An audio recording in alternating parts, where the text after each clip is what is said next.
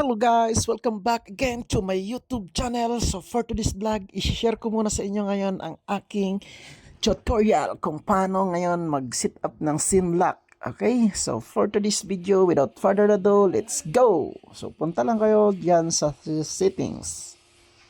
Okay? Settings. Yan. As you can see, meron na akong nakabang na SIM card or SIM lock. Hanapin nyo lang. Yan, meron siyang set up SIM lock. Meron akong SIM 1 at meron akong SIM 2. Ang SIM 1, which is yung physical SIM, na meron siyang chips, yung plastic card. Ito naman yung SIM 2, which is yung eSIM. So, electronic SIM card yan. Okay? Nabibili lang yan through online. Okay? So, walang SIM card. Hindi katulad yung mga dating mga physical SIM na may plastic. Ngayon, magba-black screen to.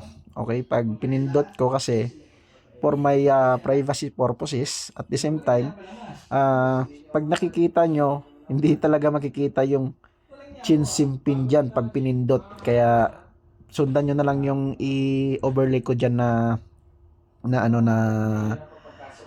sulat. Okay? Basta pag naka-set up SIM lock na kayo, makikita nyo dyan chin SIM pin, click nyo lang po yan. Ayan, nag-black screen na siya, hindi na siya makikita. Pero makikita nyo, pag kayo mismo ang gagawa nyan. Kasi para sa akin, naka-black screen siya, gawa ng, maglalagay nga ako ng password, di ba, ng pin.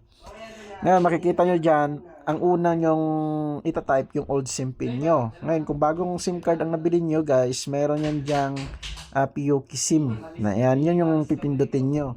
Ang minimum dyan, 4 lang. Okay? So, pag napindot nyo yan, naglagay na kayo ng pin nyo, ang sunod nyan ay new pin na. So, ilalagay nyo na yung hindi nyo makakalimutan na pin. So, 4 lang yan para mas mabilis.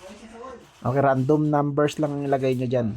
Okay, so the same din yung procedure nun sa SIM 2. Okay? So, meron din yung chin SIM. Pero kung ayaw nyo naman na maglagay ng lock, SIM lock, no, na pin, click nyo lang po yung kulay blue. Yan, yung navigator bar na kulay blue na yan, oh. Para hindi na kayo, pag nag-open ng SIM card, ng cellphone, ang SIM card, hindi na hihingi ng SIM lock. Okay? So, yun lang. Yan lang yung gawin nyo, guys. Sana makatulong. My name is John. God bless everyone and see you on top. Bye-bye!